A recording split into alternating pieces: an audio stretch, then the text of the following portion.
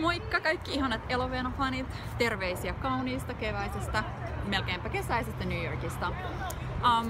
Meillä on Elovena-yhteistyö on alkamassa. Filmi on kohta ulkona ja mä oon ihan täpinoissani ja tää on ollut mulle tällainen unelma-yhteistyökumppani.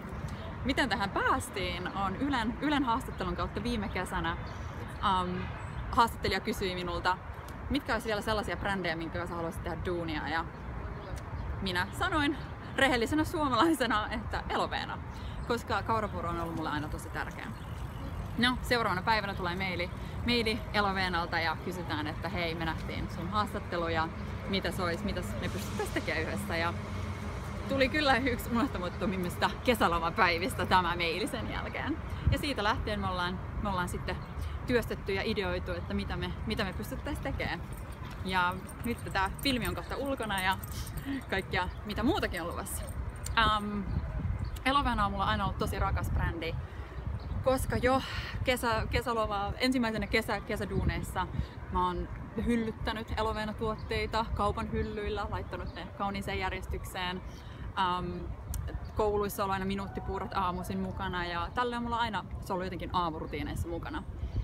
Ja tietysti nyt kun on vielä mallinduunit alkanut, niin ja on saanut tehty ihan mielettömän uran maailmalla mallina, niin se, että mulla on aina ollut se suomalainen Elovena-puuro mukana matkoilla ja etenkin aamurutiinin omaisena on ollut tosi merkittävä ja tärkeä juttu. Ja se on antanut mulle tosi paljon hyvää oloa fyysisesti myös, mutta totta kai sellaisen pienen sisäisen suomalaisen kipinän pitänyt aina matkassa. Oli sitten Aasia tai Australia tai Yhdysvallat, missä mä tällä hetkellä asun.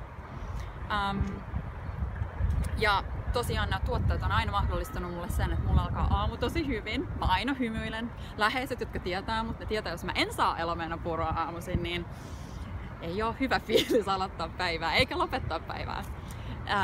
Niin se on todellakin semmoinen aamurutiini ja ylipäätänsä rutiini, koska mun alalla on hirveän vähän rutiinia ja asiat muuttuu tosi nopeasti ja voi olla, että mä oon huomenna jo Pariisissa, vaikka mä oon herännyt New Yorkissa, niin se, että mulla on se tietty asia, joka säilyy aina samana ja mä voin luottaa siihen, koska se on suomalaista hyvää laatua, niin se on ollut todella tärkeä osa mun aamurutiineja.